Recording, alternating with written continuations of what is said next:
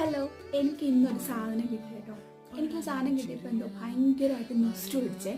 ഇത് എല്ലാവർക്കും നൊസ്റ്റു അടിക്കണമെന്നില്ല. ഈ നാട്ടിൻപുറത്തൊക്കെ താമസിച്ച് ഈ കാവിലൊക്കെ കയറി ഇതൊക്കെ പറക്കി തിന്നവർക്കൊക്കെ അറിയാം. ഇത് കിട്ടുമ്പോൾ എന്തോ ഭയങ്കരമായിട്ട് നൊസ്റ്റു അടിക്കും നമുക്ക്. എന്താ നീ കാഴ്ച